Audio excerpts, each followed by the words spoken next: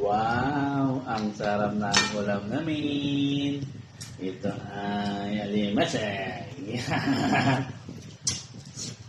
Pampakain na dito. Tandaan lang tayo magkain. Kundi lang tayo natin. Sarap. Sarap. Sarap ng ulam namin, guys. Kailangan doon bakbakan natin ng garlic. At yung maraming garlic, guys. Yan. Sarap. Sarap.